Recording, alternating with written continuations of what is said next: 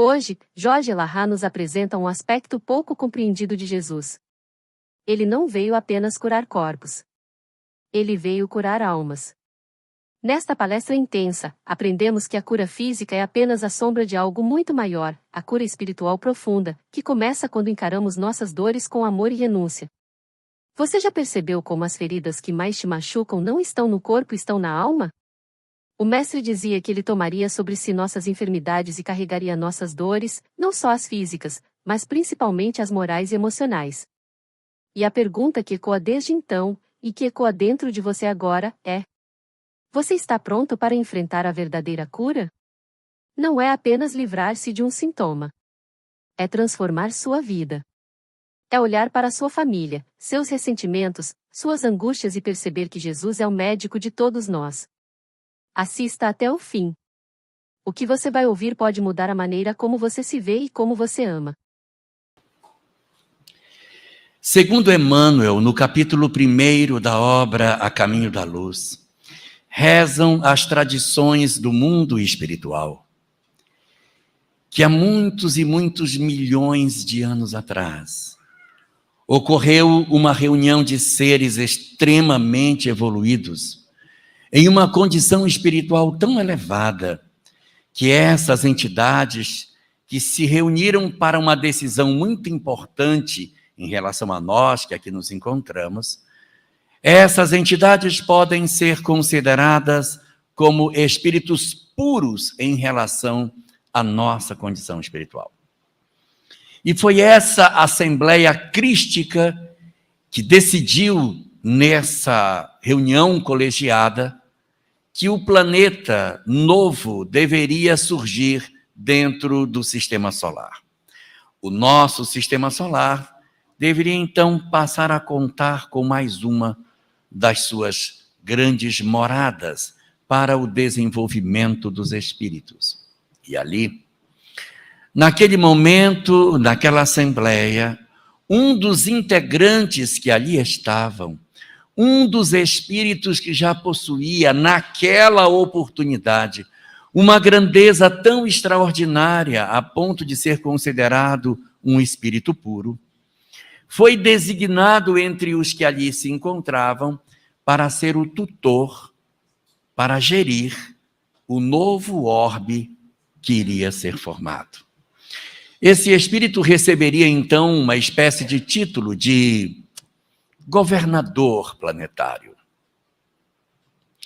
Caberia a essa entidade, secundada por um conjunto de auxiliares diretos extremamente evoluídos, realizar o trabalho de edificação de uma nova condição de morada dos espíritos, a fim de que nesse lugar encarnações extremamente importantes pudessem se dar neste lugar do universo. Esse governador planetário, portanto, se viu secundado de um grupo de espíritos diretamente ligados a ele. O nome dessas entidades que estão ligadas a ele são diversos, mas eles constituem uma falange de espíritos que recebe o nome, conforme o capítulo 8 da obra O Espírito de Verdade, escrito por Chico Xavier e Valdo Vieira, nessa mensagem assinada por André Luiz, Espírito Santo é o nome da falange de espíritos que atua diretamente com Jesus na organização do orbe. Esse seria o nome dado para essa pleiade de espíritos que, ligados diretamente ao governador planetário, fariam o trabalho de gestão do planeta que surgia. A Terra, então, nos naturais movimentos astronômicos que iriam acontecer, vai promovendo a aglutinação da poeira cósmica dispersa nesse locum aonde a Terra hoje se encontra e da colisão sucessiva daquelas pequenas partículas que se agrupavam. O governador planetário organizou, então, o surgimento da vida. Ele se encarregaria de promover o lento processo de transformação das formas físicas, a ponto de que, num dado momento, a vida orgânica surgisse no planeta.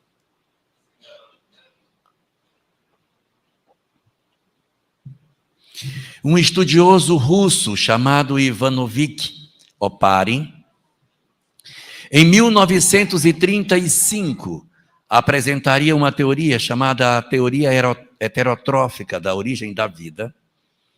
E em 1938, a obra de Emmanuel, A Caminho da Luz, traria no corpo da sua obra, no primeiro capítulo, o mesmo conceito da teoria de Oparin, chamando a substância gelatinosa que cobria os lagos mornos na época do surgimento da vida, e que foi chamada por Oparin de coacervados, Emmanuel vai dar o nome de protoplasma, uma substância viscosa, gelatinosa, que daria origem à vida.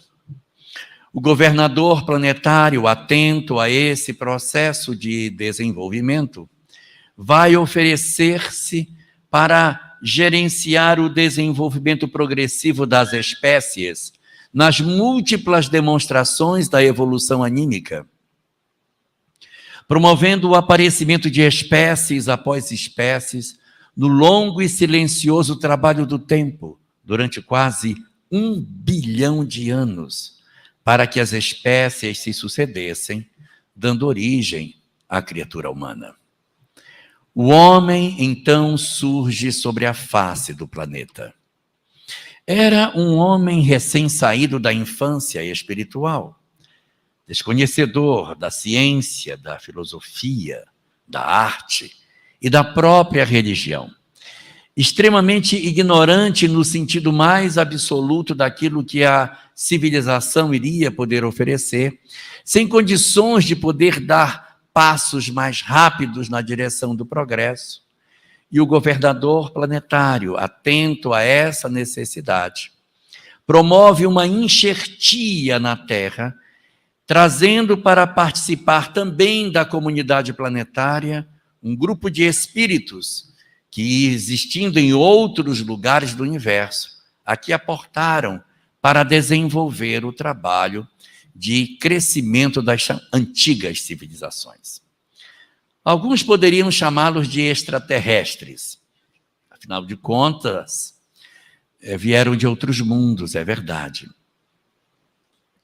Mas as naves que trouxeram esses extraterrestres para que eles pousassem na Terra são os úteros de suas mães, são naves orgânicas. Eles são espíritos, vieram de outros mundos, embarcam numa nave que é o útero e renascem da maneira mais natural possível, trazendo a genialidade como a característica fundamental das suas condições espirituais. O governador planetário, então, investe nessas civilizações antigas, oferecendo diversos de seus embaixadores para que promovam o despertar espiritual dessa massa de espíritos já bastante desenvolvidos intelectualmente, mas muito atrasados moralmente, que aportaram no planeta, permitindo com que eles pudessem se desenvolver. No momento em que o governador do planeta reúne com essas massas de espíritos migrados que chegam à Terra, ele oferece a esses espíritos 2 grandes promessas: a promessa menor e a promessa maior.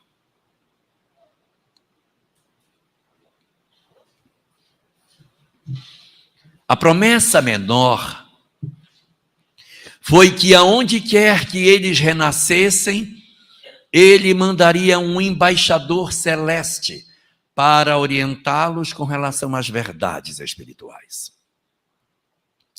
Assim, portanto, são incontáveis os embaixadores que compareceram na Terra, a mando do governador planetário para edificar as bases da religião sobre o planeta.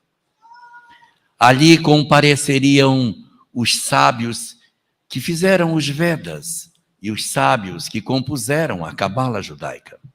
Compareceria Krishna, Buda, Sócrates, Pitágoras Hermes Trismegisto e tantos outros gênios das ciências da vida imortal, trazendo para aqueles espíritos migrados as verdades espirituais que eles tanto precisavam, favorecendo assim o desenvolvimento das criaturas nesse processo de aprimoramento das suas condições espirituais, a fim de que eles alcançassem a lucidez que lhes permitisse voltar para o planeta de origem, para os braços de seus amores, de seus amados, que haviam ficado à distância dos mundos de onde eles vieram.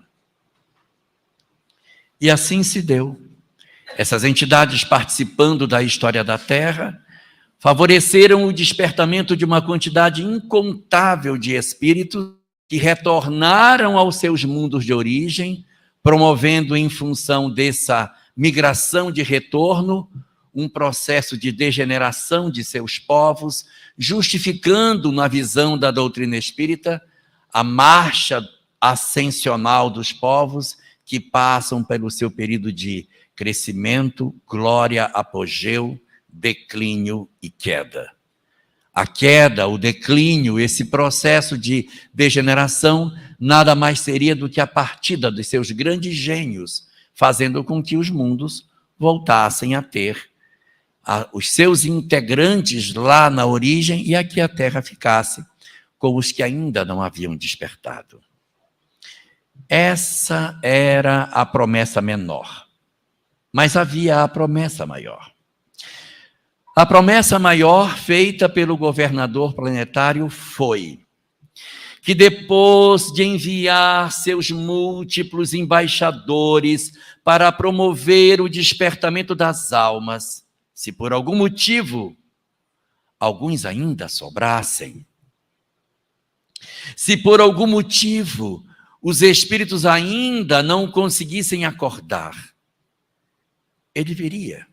Ele viria tanto para os que eram migrados, mas agora também para os que eram da Terra, promovendo uma nova proposta absolutamente diferente de tudo aquilo que até então havíamos visto. Seria uma revelação estupenda, porque não seria uma revelação trazida pelos seus embaixadores, seria uma revelação trazida pelo próprio governador planetário. Seria uma revelação maravilhosa, porque seria uma revelação trazida pelo espírito mais elevado que a Terra já teve a oportunidade de conhecer. E aí nós ficamos imaginando, meu Deus, se o pensamento de Krishna já era tão rico de informações sobre a reencarnação, sobre a lei de causa e efeito, sobre o mecanismo do processo do crescimento e desenvolvimento das almas, se os Vedas falavam de migração planetária, se nós podíamos colher dentro da leitura do pensamento de Hermes Trismegisto a compreensão nítida do processo de crescimento das almas, a ponto de nós sabermos o destino após a morte, das regiões de sofrimento e das regiões de luz que haviam no mundo espiritual e a necessidade do renascimento. Se a cabala judaica chegava ao ponto de dizer que antes de renascermos, passamos por um período de planejamento reencarnatório, onde nós planejamos o que vamos fazer para corrigir as nossas imperfeições, meu Deus, como não seria rica, reveladora, estupenda em termos de informações espirituais, a revelação que seria trazida pelo governador do planeta. A avidez por esse momento começou a crescer, a partir do momento em que começou-se a ter na Terra, 1000 anos antes do nascimento desse governador planetário, as informações de como é que ele seria.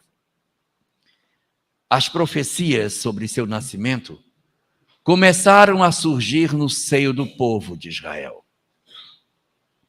Os profetas do Antigo Testamento, como que recolhendo fragmentos desse planejamento espiritual, desse homem singular que num dado momento iria surgir no planeta, traziam notícias extraordinárias, dizendo que quando ele estivesse na Terra, ele abriria sua boca em parábolas e publicaria coisas ocultas desde a fundação do mundo.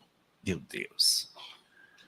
Coisas que o homem nunca soube, nós iríamos ter a chance de saber. Informações que nós nunca tínhamos antes acessado, seriam apresentadas a partir do momento em que o governador planetário aqui chegasse. Isaías, Jeremias, Miqueias, Malaquias, João o Batista, Joel, traziam notícias sobre esse homem que nasceria. E dentro de Israel, ele foi chamado de Mashiach, que significa o ungido. Porque dentro da cultura judaica, quando uma pessoa ela é abençoada, ela é ungida, ou seja, o sacerdote vem e passa óleos nessa pessoa, aí ele é ungido. Ou seja, ele recebeu um óleo que é cheio de bênçãos. E o Messias, ele tinha uma particularidade, ele era ungido de Deus. Ou seja, era o próprio Senhor que havia passado óleos. Nele, ele seria, portanto, algo extremamente especial. E o povo de Israel começa a esperar por esse Messias, por essa encarnação tão singular que a Terra iria ter a chance de receber, e os preparativos começam a se dar, e as criaturas humanas ávidas de perceberem o que é que vai acontecer. Os anos vão se passando, e os profetas de Israel vão oferecendo notícias diferentes, num quebra-cabeça extraordinário, tentando compor o perfil desse Messias.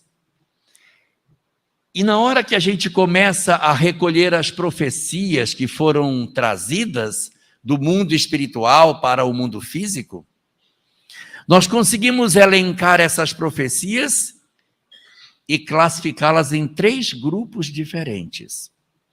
Havia um grupo de profecias que dizia que o Messias, quando viesse, ele seria um rei.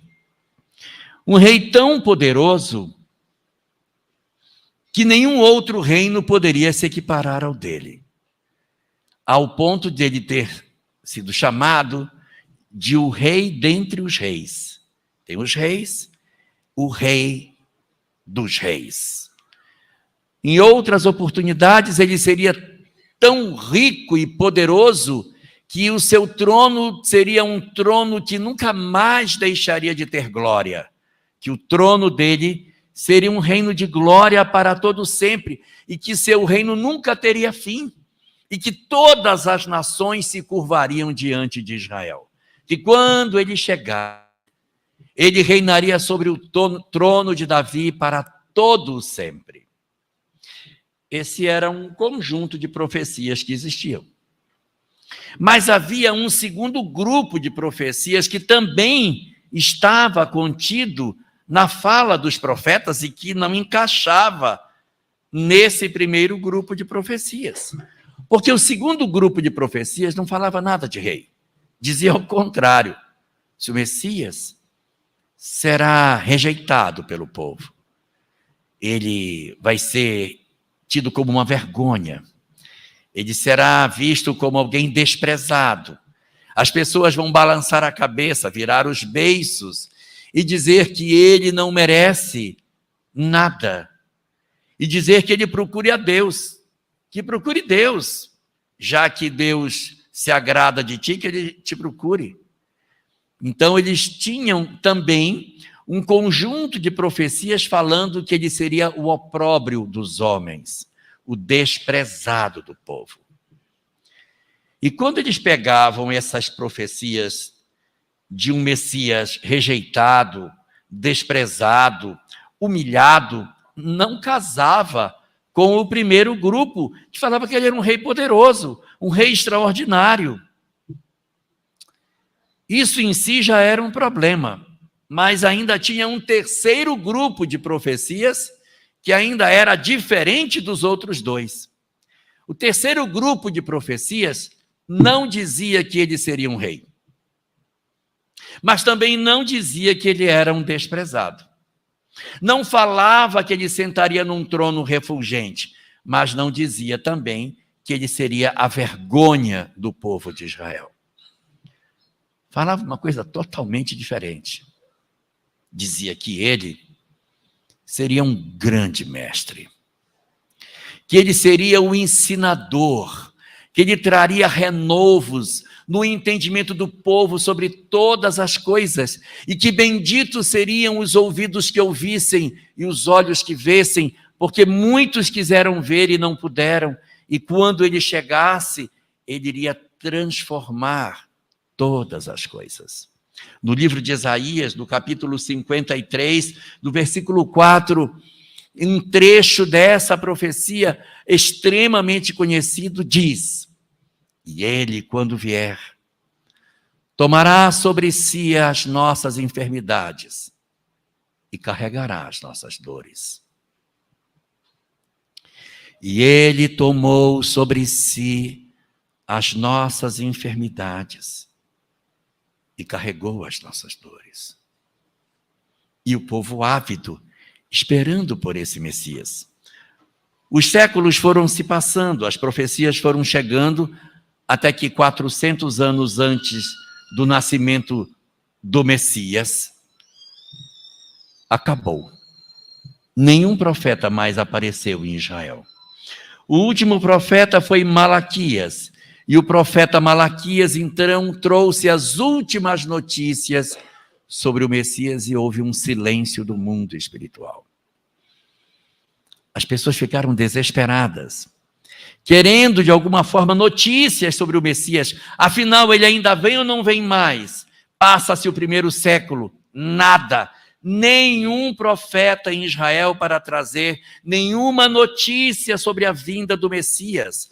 Passa o segundo século, passa-se o terceiro, passa-se o quarto século. E nada mais foi oferecido ao povo de Israel sobre a vinda do Messias. É como se, de repente, no movimento espírita, todas as mesas mediúnicas silenciassem por 400 anos. Imagine. Faz a reunião mediúnica, ninguém se manifesta. Na semana seguinte, ninguém de novo. 400 anos de silêncio, sem nada a ser oferecido, Zé Aparecido. Nada para o povo de Israel, que já estava sedento demais, já sofria as condições das suas múltiplas dores, dos vários processos de escravização que passaram. Escravização dos assírios, dos babilônios, dos macedônios e agora dos romanos. Meu Deus, isso não tem fim. Cadê o Messias que não aparece? Até que, de repente, a notícia de que o Messias estava entre nós apareceu na cidade. No dizer da doutrina espírita, o governador planetário, chamado de Messias, é aquele a quem chamamos de Jesus. Seria ele o Espírito que recebeu desde o princípio a missão de cuidar do planeta e que agora encarnava na Terra para trazer essa notícia extraordinária. Por que um rei? Por que um rei? Porque essa realeza vista não era a realeza terrena, era a realeza espiritual. Por isso que o trono não tinha fim, por isso que seu reinado não tinha fim, por isso que ele era visto como o rei entre os reis, porque, na verdade, era uma realeza celeste que se implantava. E os médiuns daquele período, os chamados profetas, enxergavam a realeza espiritual de Jesus. Os que viam o Messias desprezado, rejeitado, humilhado, considerado a vergonha, eram os que viam o que aconteceria quando a sua mensagem de extraordinária beleza colidisse com os interesses religiosos e políticos da época em que viveu, fazendo com que ele fosse rejeitado, humilhado e, consequentemente, encontrasse a morte na cruz. Não sei se todos sabem, mas nós temos muito o gosto de ler o Salmo 23. O Senhor é o meu pastor e nada me faltará. Se nós lêssemos o salmo que está antes dele, que é o Salmo 22, nós encontraríamos uma resposta para uma pergunta que incomoda muita gente. Que dizem assim, quando Jesus estava na cruz, ele diz, meu Deus, por que me desamparaste? Fraquejou. Nessa hora fraquejou. Que se sentiu desamparado. Ali a parte humana falou mais alto. Não é verdade. O evangelista Mateus tem até o cuidado de dizer que ele falou essa frase em hebraico, não foi nem em aramaico. Que se fosse em aramaico, ele não precisava traduzir para o hebraico. Mas ele, quando fala, diz que ele teria dito Eli, Eli, lama sabachthani. Isso é hebraico puro. Meu Deus, por que me desamparaste? São com essas palavras, Adilson, que começa o Salmo 22. Meu Deus, por que me desamparaste? E a sequência do Salmo é a descrição da crucificação. Versículos 18 e 19, que fecham essa leitura, dizem, eles transpassaram meus pés e as minhas mãos. Roma não tinha nem sido fundada, e a profecia falava que o Messias teria sua mão e seus pés transpassados.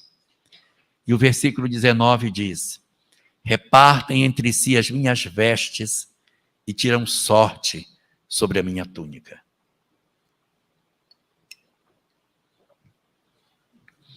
Que foi aquilo que efetivamente aconteceu ao pé da cruz, quando os soldados repartiram os seus pequenos haveres ali na hora da sua crucificação.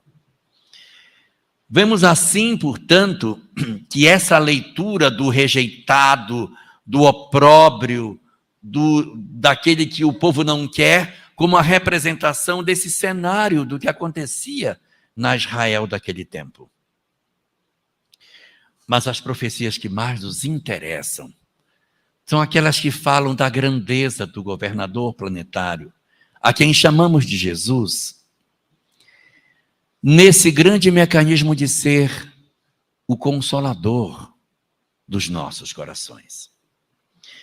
É muito comum, quando as pessoas se referem a Jesus, evocarem como sendo um sinal da sua grandeza espiritual os milagres que ele realizou. Afinal de contas, ele curou pessoas. Ele fazia as suas curas nos doentes. Estabeleceu 7 formas diferentes de curar os enfermos. Uma leitura atenciosa dos evangelhos vão nos revelar que, por exemplo, Evangelho de João, capítulo 9, ele cura um cego de nascença, ele cospe, pega a terra, mistura, faz uma papinha de terra com saliva e aplica nos olhos desse homem. No Evangelho de Marcos, no capítulo 8, ele cura um outro cego, mas ele não usa terra, ele só cospe nos olhos dele. É uma outra técnica. Não usou terra, só usou a saliva. No capítulo 7 do Evangelho de Marcos, ele tem uma outra cura. Ele vai para a região da Decápolis e encontra um homem que é surdo e que é gago. Ele enfia os dedos no ouvido do homem, cospe e passa a saliva na língua dele e ele fica curado. É uma outra técnica. Existe uma outra oportunidade em que Jesus cura tocando as pessoas. Isso são diversas as curas que ele toca e cura as pessoas. É uma quarta técnica que ele utiliza. Existe uma outra que ele cura com palavras. São várias que ele cura com a palavra. O cego de Jericó é um deles, em que ele diz, o que tu queres que eu faça? Senhor, que eu veja. Então, vê. E o cego de Jericó torna-se, então, capaz de ver. Então, com a palavra, ele também curou.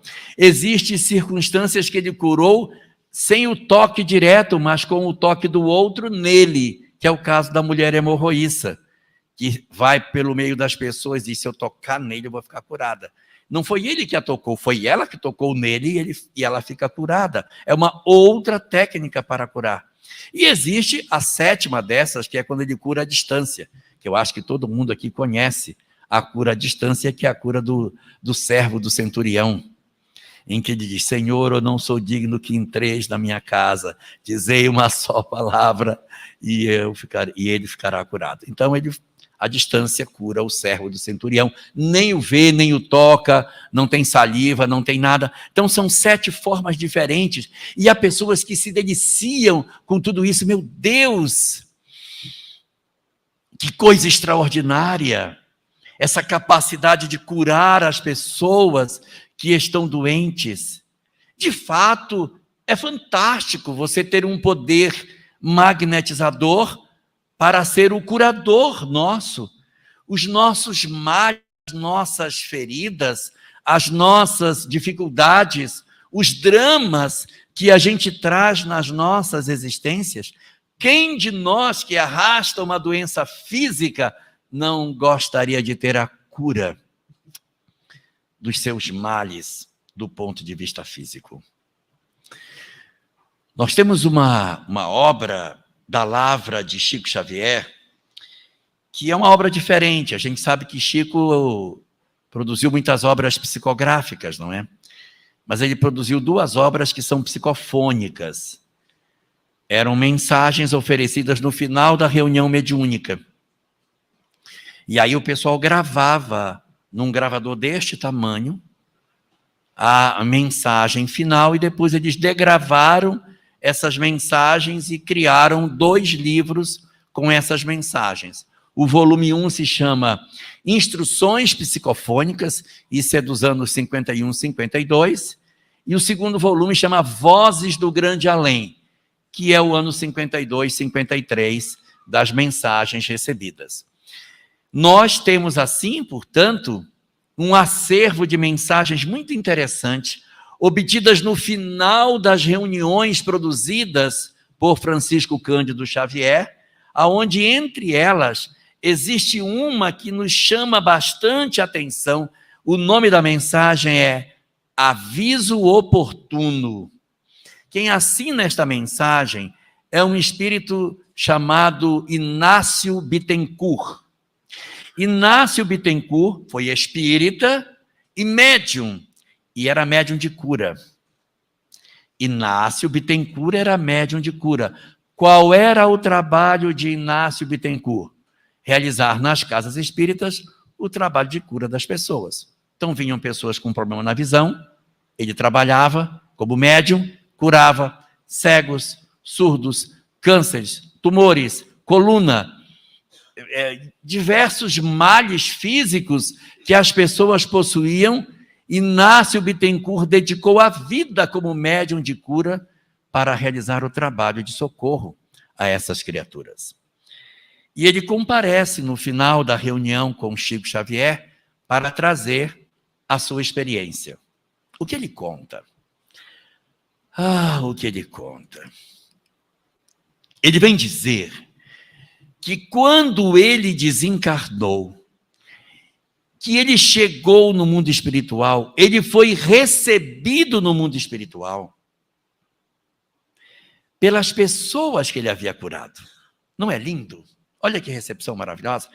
Ele atua aqui, cura centenas, sei lá, milhares de pessoas, e quando ele chega no mundo espiritual, aquelas pessoas que ele beneficiou vão recebê-lo à porta do túmulo para agradecer o que ele fez quando as curou no plano físico das doenças que eles tinham. Inácio Bittencourt fica profundamente emocionado porque não imaginava que eram tantas as pessoas que ele havia podido beneficiar com a sua mediunidade. E quando ele está contemplando aquele exército de pessoas em torno dele, ele para observar os que estavam recebendo, ele percebe que todos estão com as mesmas doenças que ele curou eles do lado de cá. Quem era cego, está cego lá. Quem tinha problema de coluna aqui, está com problema de coluna lá. Os mesmos problemas físicos que os espíritos apresentavam deste lado da vida, estavam apresentando do outro lado. Por quê? Porque ele se ocupou de curar o corpo e esqueceu de curar a alma. E ele diz assim: foi somente aqui, depois da minha desencarnação, por isso que o nome da mensagem é Aviso Oportuno, foi somente aqui, depois da minha encarnação, que eu descobri que eu fiz tudo errado. Que não era isso que eu deveria fazer.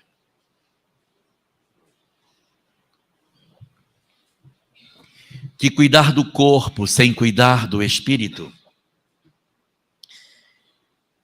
é tentar consertar uma árvore endireitando-lhe a sombra, é o que ele diz. Imaginem que você tem uma árvore que tem uma sombra e a sombra está toda torta no chão.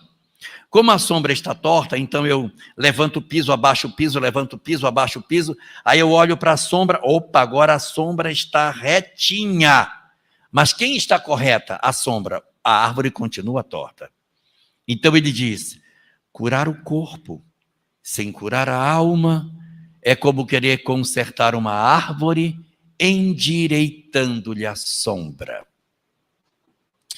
E essa é uma tarefa que o Cristo não se ocupou de fazer, porque a grande tarefa executada pelo Cristo não foi a de curar simplesmente corpos.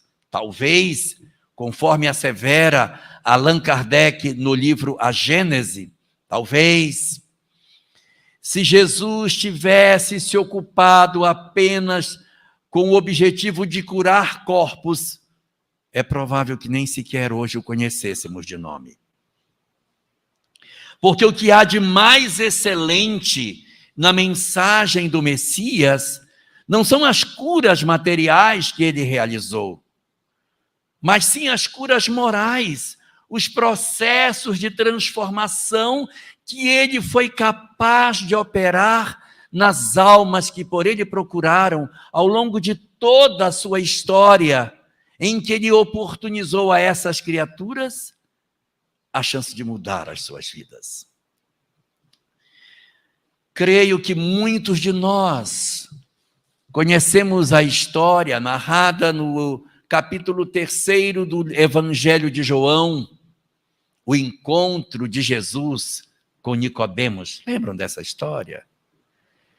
Que numa dada noite, um fariseu procurou Jesus às escondidas para perguntar a ele algumas coisas. E é muito interessante o diálogo, porque conta o evangelista João que quando Jesus encontra com Nicodemos, Nicodemos diz para ele assim, o diálogo começa assim: Senhor, sabemos que viemos da parte de Deus, pelos sinais que tu fazes, porque ninguém poderia fazer os sinais que tu realizas se não viesse da parte de Deus. Por isso reconhecemos que tu vieste da parte de Deus. Ponto. Aí segue o texto. Jesus então lhe respondeu. Cadê a pergunta que não tem? Não tem pergunta. O Nicodemo estava ainda se preparando para perguntar, e aí e Jesus respondeu: em verdade vos digo, ninguém consegue entrar no reino dos céus se não nascer de novo. E aí segue aquele diálogo que nós conhecemos bem, em que Jesus e Nicodemos fazem uma longa conversa, mas como é que pode isso e aquilo, e atravessa praticamente todo o capítulo 3 do Evangelho de João, esse diálogo de Jesus com Nicodemos. E aí fica por isso mesmo, né? Ele foi à noite, encontrou Jesus e a história acabou. Não. A história não acabou. Uma leitura mais atenta do Evangelho do mesmo João vai nos dizer que quando Jesus estava na cruz e que é retirado da cruz, duas pessoas descem Jesus da cruz. Quem desce Jesus da cruz? José de Arimateia e Nicodemos. Ele foi procurar Jesus à noite, às escondidas, mas ele tira Jesus de dia, na frente de todos, sem se esconder. Um sacerdote não pode tocar o corpo de um morto, e ele não se importa de fazer isso. Ele mancha suas vestes com o sangue, e ele não pode, porque um sacerdote não pode tocar o morto, salvo se não tiver ninguém para socorrê-lo. Nessas horas, o Talmud permite que um sacerdote possa recolher o morto. Razão pela qual, na parábola do bom samaritano, o sacerdote não recolhe o homem à beira do caminho. Mas é importante observarmos que o mesmo Nicodemos que vai às escondidas, aparece às claras. Ele que não queria dizer quem era ele, agora se mostra na frente de todos, indicando para nós que o diálogo feito com Jesus surtiu efeito. Ele mudou vidas. O Cristo tinha a capacidade de mudar vidas. É o que relata o Evangelho de Lucas, no seu capítulo 19, quando conta a história de Zaqueu. Lembra Zaqueu? Estava no alto da árvore, Jesus conversa com ele, ele desce, Jesus vai à sua casa, janta, não sabemos o que houve no diálogo, e quando Zaqueu sai, diz: tudo que eu tiver tirado, pagarei 4 vezes o que eu tiver tomado de alguém. Isso é o poder transformador que o Cristo possuía. Mas talvez entre todas as histórias de transformação, daqueles que tiveram a oportunidade de entrar em contato com Jesus, a história que mais toca o coração das criaturas é a história de uma mulher de nome Maria, da cidade de Magdala. Nós temos poucas notícias sobre ela no texto dos evangelhos, mas a literatura espírita mediúnica nos oferece algumas informações adicionais sobre o que teria acontecido. E a obra de Edivaldo Franco e as suas palestras também trazem outras contribuições que, quando somadas, oferecem um quadro bastante nítido das circunstâncias em que se deu o encontro de Jesus com Maria de Magdala. Conta Edivaldo que ela ainda era uma moça jovem, de aproximadamente uns 15 anos de idade, quando ela tem notícia de que o Messias estaria na cidade. Ela ouve, mas ela não tem a chance de falar com ele. Ela apenas ouve as pessoas comentando: sim, o Messias está, o Messias existe. E ela: mas já apareceu? Sim, existe, mas ninguém sabe onde está, mas as profecias dizem que ele teria nascido. Mas onde está? Ninguém sabia dizer. Mas é a primeira vez, com aproximadamente 15 para 16 anos, que ela ouve falar de que existia um Messias, que esse Messias viria, que ele ofereceria, mas ninguém sabia dizer se estava já na terra, se não estava, se estava onde vivia, não havia notícia. Mas ela ali começa a dizer: então existe a possibilidade de alguém que venha trazer consolo e esperança para os corações sofridos? Ela registra essa história e narra Edivaldo que ela teria experiências profundamente infelizes no campo afetivo. Ela se apaixonaria por um homem, e este homem, depois de se aproximar dela e de viver uma história de amor com ela, a teria abandonado.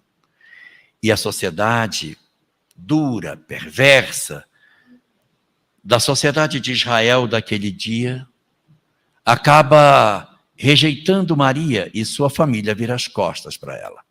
Ela se torna então uma mulher, de certa maneira, rejeitada pela sociedade. Então ela decide sair de onde ela está e vai para outra cidade. Uma cidade onde havia bastante movimentação, que era a cidade de Magdala. Ali ela se estabelece e, por ser uma mulher jovem e muito bonita, ela começa a ter parceiros. E não que ela seja uma prostituta na acepção correta, exata do termo, mas ela é uma mulher que tem uma vida livre. Ela escolhe seus parceiros quando ela quer, quando ela não quer, ela não quer. Quando ela quer, sim, quando ela não quer, não. Ela tem uma visão de vida afetiva muito adiante do tempo dela. Hoje ela seria uma mulher simplesmente que deseja viver uma vida solteira livre, mas não necessariamente com um rótulo, ela é uma prostituta que vive da prostituição. Ela é uma mulher que decidiu viver a vida dela como ela quis. E ela descobre que ela é estéril. E isso a mexe profundamente, que não adiantava ela casar. Quem ia querer casar com uma mulher que não pudesse dar filhos a ela, a ele? Então ela se consagra a essa vida de cortesã. E ela vai vivendo os seus dias dessa forma, sem ter nenhum tipo de amparo espiritual. E Divaldo nos conta que ela desenvolveu um processo de depressão muito profundo. E que ela agia da seguinte maneira: em certos momentos, ela estava nas festas, rindo, brincando. De repente, ela era tomada de uma apatia, de uma tristeza tão grande, que ela se recolhia no quarto e ficava sentada na cama olhando para a parede fixa, sem se mexer da posição. Ela ficava horas parada, sem dizer uma palavra, como se ela estivesse magnetizada, hipnotizada, parada naquele mesmo lugar, vivendo a profundeza da sua dor e da sua solidão. Sua situação de dor era tamanha que, quando ela entrava nesse estado de prostração, as suas servas tiravam os sapatos, para que, quando andassem na casa, não fizessem barulho para incomodar a senhora. Assim sua vida transcorreu entre esses momentos de alegria e esses episódios de profunda tristeza que ela percebia. As notícias de que o Messias já estava na terra e que havia passado pela região da Galileia chegou aos ouvidos dela. Mas ela nunca teve coragem de chegar perto. Afinal de contas, quem era ela? Ela era uma mulher perdida e não fazia sentido que ela procurasse pelo Messias. Então, mesmo sabendo, através de terceiros, notícias sobre o que ele falava, o que ele pregava, ela de longe dizia: não é para mim. Não sou merecedora de tudo isso. Sou uma pobre desgraçada que não mereço nada. Mas apesar de ser uma mulher com todas essas características, ela era conhecida por ser muito bondosa. E quando ela andava pela cidade, na sua liteira, ela era muito vista entregando esmola para os miseráveis, para os famintos. Ela era dada a fazer caridade na condição que ela podia, diante dos múltiplos mendigos que viviam nas ruas de Magdala. E conta a história que numa das suas situações de profunda dor e tristeza, ela pediu para sair, para dar uma volta na cidade com a liteira.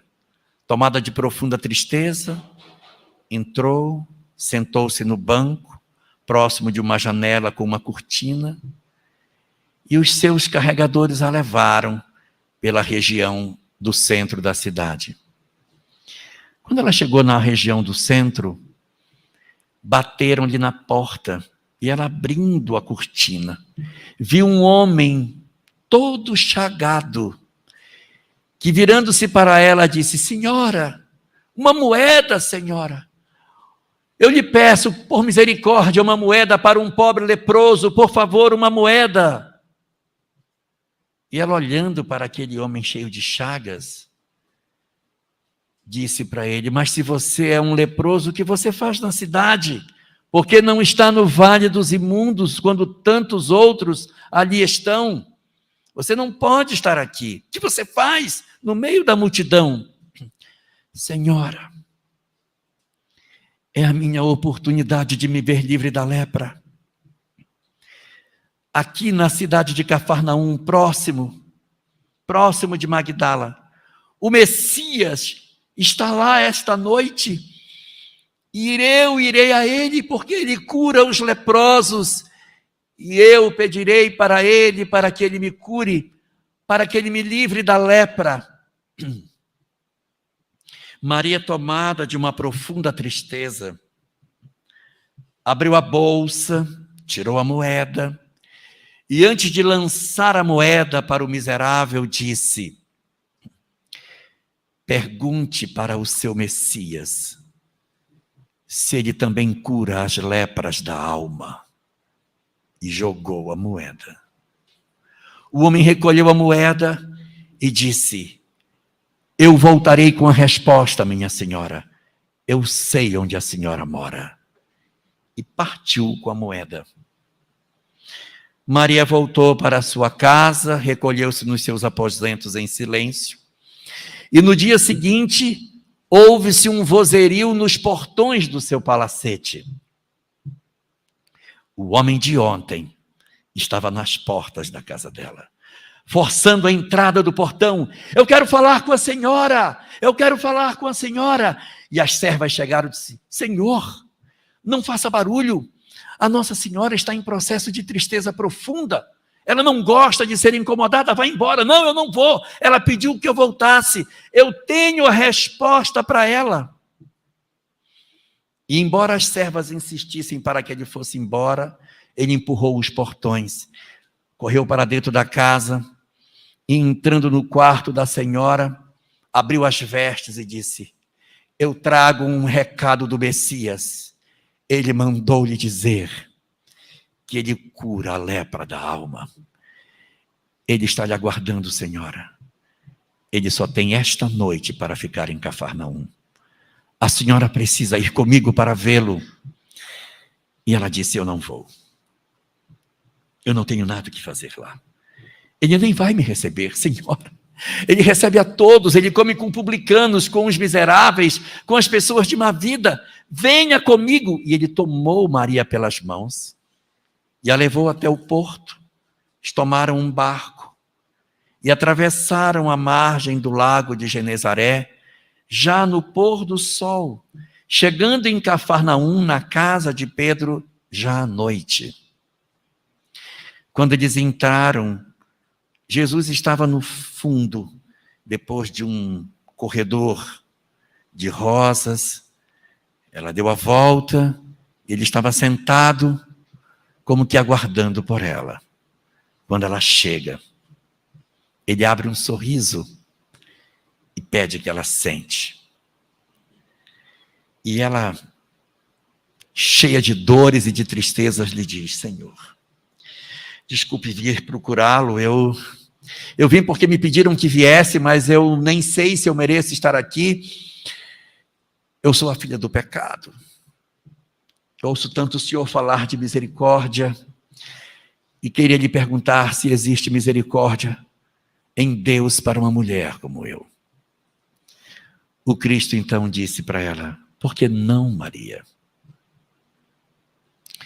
Olha esta casa em ruínas aqui do lado. E havia uma casa em ruínas ao lado da casa de Pedro. E a casa em ruínas tinha uma trepadeira que havia subido pelo telhado e havia tomado toda a cobertura da casa. E a trepadeira estava florida. Ele disse: olha, a casa em ruínas está toda florida. Porque é assim que Deus age. Por cima dos escombros das nossas vidas, o Senhor tem o poder de fazer florir. Quando nós nos predispomos a sermos efetivamente almas que decidimos em nossas existências transformar os nossos corações. Na verdade, nós somos espíritos que temos uma sede muito grande de amor. E quando Maria vai procurar por Jesus, o que ela está colocando é exatamente isso. A sua sede de amor. E ela vai dizer isso para ele. Ela diz: ah, Senhor, eu sofro tanto. Eu tenho tanta sede de amor, tanta sede. Embora eu viva do amor, Eu tenho muita sede de amor, do amor verdadeiro. Por que eu tenho tanta sede de amor, Senhor, se eu quero tanto amar?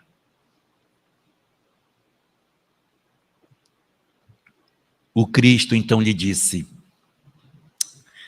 ah, Maria, nós podemos fazer coisas extraordinárias quando vivemos o verdadeiro amor. Porque o verdadeiro amor tem na sua essência a renúncia. Como a renúncia, Senhor? Então eu não posso amar sem renunciar? E ele diz a ela: olha o amor de mãe. Observa o amor das mães, que é um amor de renúncia, o que pede a mãe de volta daquilo que dá. Aprende a amar como as mães amam. E tu que és mulher, vive o amor das mães. Nesse momento, Maria cai num pranto e diz: desgraçada que sou, Senhor, porque eu não posso ser mãe. Estou impedida de viver esse amor que tu falas, da renúncia, do sacrifício, porque não posso ser mãe. E o Cristo lhe responde: quem te parece ter maior amor? A mulher que é capaz de amar o filho do próprio ventre, ou aquela que é capaz de amar o filho do ventre alheio? Olha quantos estão padecendo do amor de mãe. Sê tu, Maria, a mãe de todos os que estendem os braços, suplicando por afeto. Completa a tua carência de amor, te dedicando àqueles que não têm ninguém para deles cuidar. E foi nesse momento, oferecendo a Maria uma perspectiva totalmente diferente, que ela desperta para o entendimento mais exato do sentido e do propósito do amor nas nossas vidas. A partir dali, Maria de Magdala se tornaria uma das suas discípulas mais fiéis. Esquecendo suas próprias dores, suas próprias tristezas, ela passaria a seguir Jesus, acompanharia o período da crucificação e estaria entre as mulheres que foram no domingo de manhã, já depois da crucificação, para passar óleos no Cristo, e que quando ali chegaram, encontraram o túmulo vazio. As mulheres ali ficaram e Maria se recolhe entre elas e vai para o horto, para um jardim. E de repente o Cristo aparece para ela.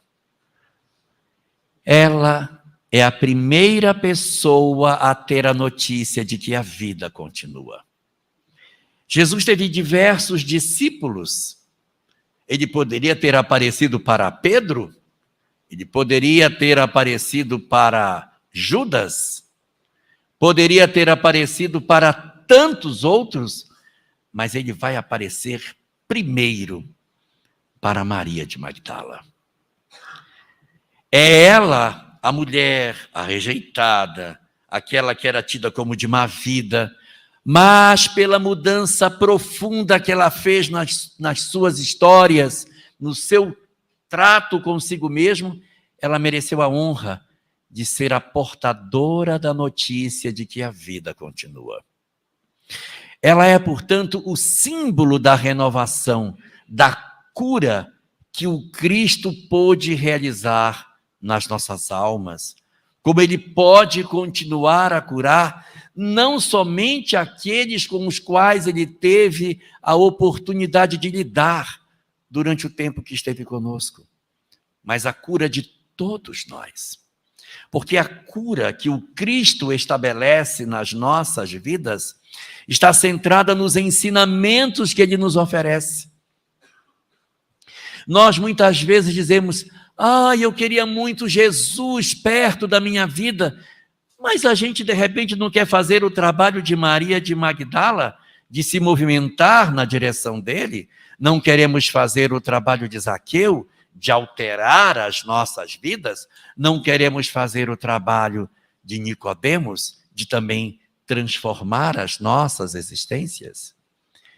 E não é preciso que a gente, para se aproximar do Cristo, saiamos pelo mundo desfraldando uma bandeira, apresentando a divulgação de uma mensagem para o mundo, quando nós possuímos efetivamente um espaço extraordinário aonde podemos oferecer a mensagem de Jesus, de forma que, inequivocamente, é o lugar onde devemos trabalhar.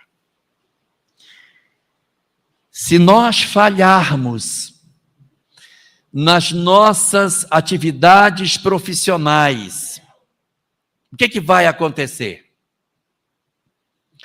Outros nos substituirão. Se nós falharmos nas nossas atividades na casa espírita, o que vai acontecer? Outros nos substituirão. E se nós falharmos no lar, quem vai nos substituir? Não tem ninguém. É uma tarefa que é nossa. É uma tarefa pessoalíssima. E para esses nossos dramas familiares, o Cristo também se apresenta como médico das nossas almas. Ele nos oferece a oportunidade de nós tornarmos as nossas vidas mais leves. Ele diz assim: vinde a mim todos que estáis cansados e aflitos, e eu vos aliviarei. Mas vai aliviar como? Estou aflito, como é que ele vai me aliviar? Ele nos alivia, não é ele pessoa, é quando nós nos aproximamos dos ensinamentos que ele diz. Então, se a proposta do Cristo é perdoar as pessoas, na medida em que eu perdoo as pessoas dentro do meu lar, a minha vida fica mais fácil. Quando nós carregamos mágoa, quando nós carregamos sentimento de rancor ou até de ódio de um familiar, nós sabemos que nós não ficamos bem.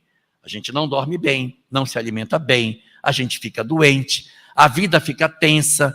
Nós, às vezes, temos até que administrar uma medicação para poder facilitar o sono e a gente não tem sossego, porque a mágoa, o ressentimento torna a vida muito pesada.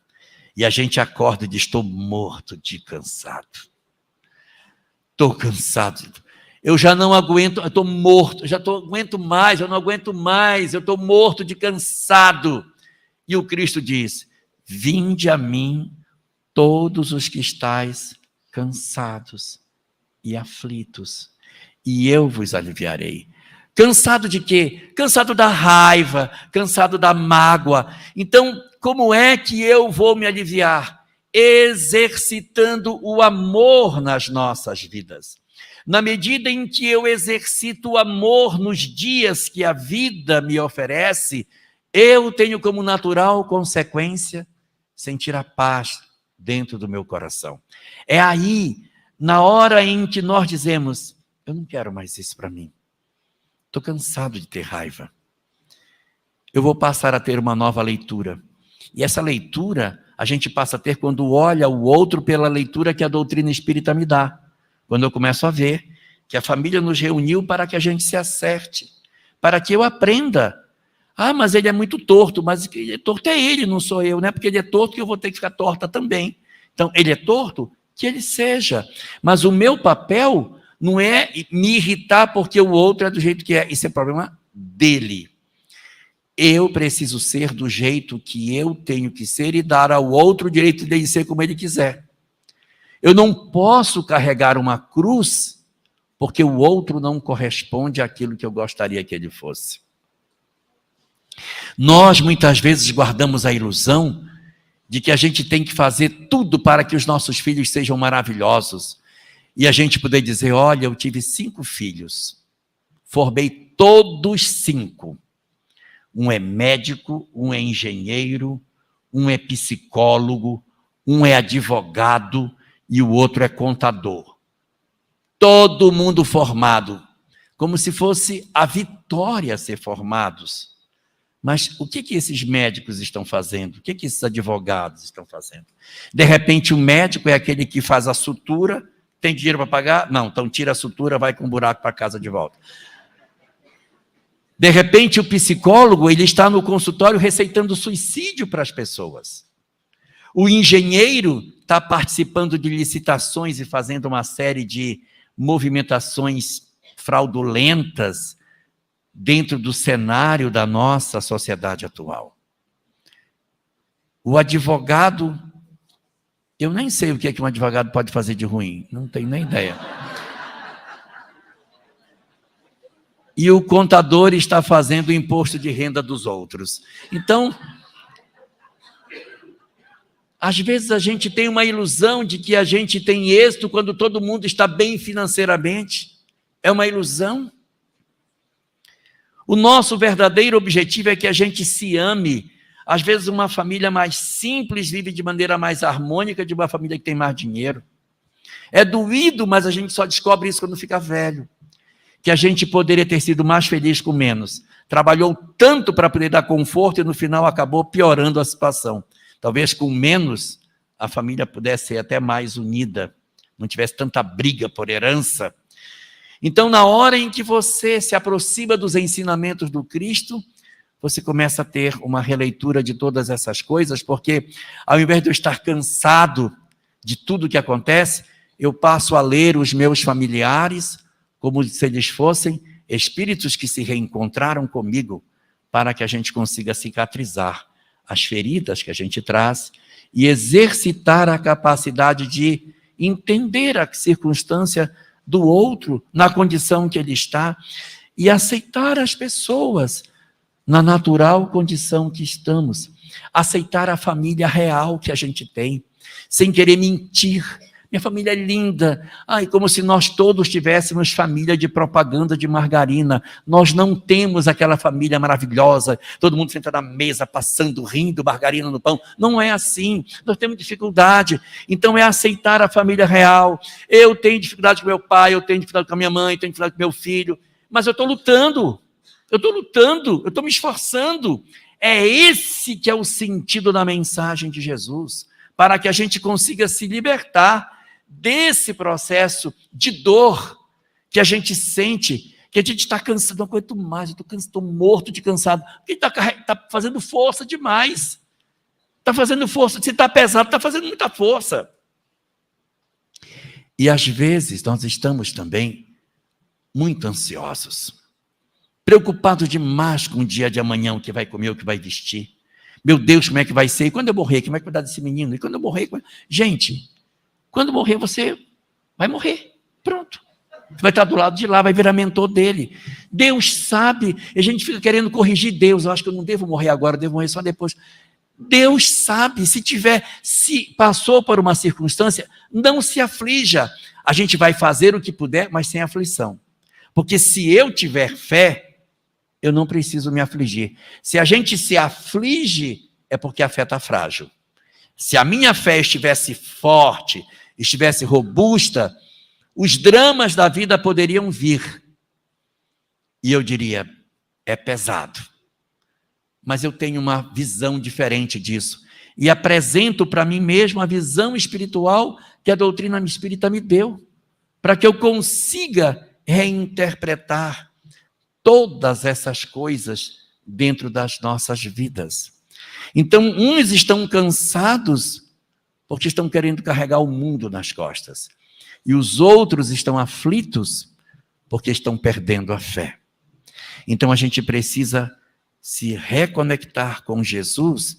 Não é um Jesus teológico, é nos aproximarmos da proposta de amar, de perdoar,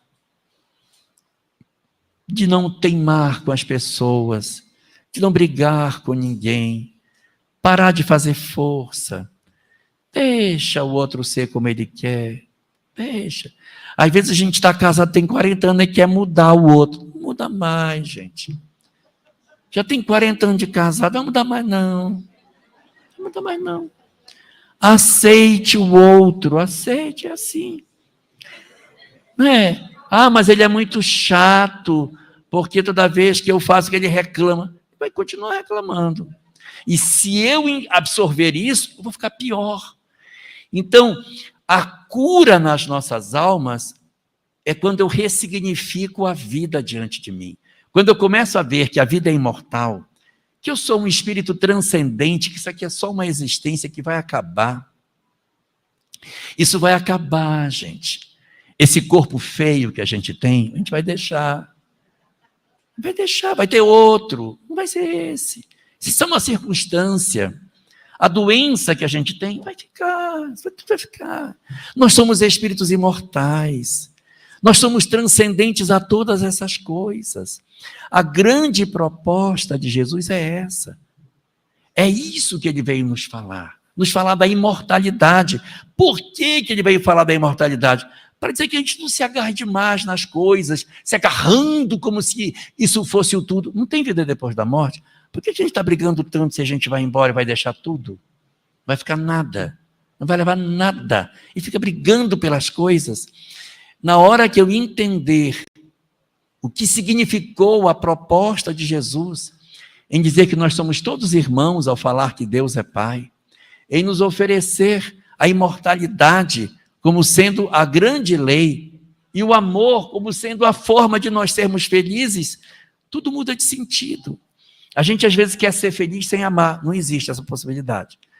Quero dizer a vocês que não existe possibilidade de sermos felizes sem amor. A felicidade é a consequência do amor. Aí eu quero ser feliz sem amar, não, mas eu quero que Deus me dê felicidade, mas eu não quero amar. Não vai conseguir, não vai conseguir. O amor é que abre as portas da felicidade. É só a gente observar, quando eu não amo, o quanto de desamor vem para a minha alma, o quanto de infelicidade eu sinto. Então está na hora da gente fazer a mudança. E ver Jesus como o grande instrumento de libertação de todos nós. No apontamento de que a vida continua para todos nós, para os nossos filhos que partiram. Jesus, quando apareceu após a sua crucificação, reapareceu por 3 razões diferentes. A primeira foi essa, para que todos nós soubéssemos que a vida continua e nos libertássemos dessa mesquinhez do mundo material. A segunda foi para que seus discípulos percebessem que a morte não existe, e a partir daí, eles se entregaram à divulgação do Evangelho a ponto de morrer, já que viram que a morte não existia. Mas ele também reapareceu por uma terceira razão. Ele reapareceu para a sua mãe, para dizer a ela que os filhos vivem. Numa notícia para todos nós, que trazemos a alma apunhalada pelo luto, pela partida dos anjos das nossas vidas, que por algum motivo a morte levou dos nossos braços. Lembremos da ressurreição do Cristo que reaparece, dizendo a Maria de Nazaré: sim, minha mãe, eu vivo, vim para te dizer que a vida continua. Assim como veio para dizer para todas as mães que aqui se encontram e as que nos assistem pela internet, que sim, os nossos filhos vivem. As chagas das nossas almas, as nossas feridas, estão todas tratadas na medida em que nos aproximamos de Jesus, o grande médico de todos nós. Muito obrigado. Uma boa noite para todos. No fim, tudo se resume a uma verdade simples, mas poderosa. Jesus é o médico de todos nós, mas ele só pode nos curar verdadeiramente quando nós deixamos que ele cure nossa alma. Não é sobre acabar com todas as dores externas. Não é sobre ter sempre respostas fáceis. É sobre olhar para dentro, enfrentar seus medos, perdoar quem te magoou, aceitar quem você ama, mesmo quando é difícil, e aprender que a felicidade não está fora. Está em amar mais do que sofrer. Quando entendemos que somos espíritos imortais, que o corpo é apenas uma passagem, tudo muda. A cura começa quando você decide renunciar às feridas do passado e abraçar o amor que Jesus oferece sem pedir nada em troca. Então, agora eu te pergunto: Qual dor você está pronto para entregar a Jesus hoje? Onde você precisa agir com amor em vez de sofrer em silêncio? Compartilhe essa mensagem com quem está cansado de tanta luta. Deixe nos comentários o que ficou no seu coração. E siga conosco na busca pela cura verdadeira.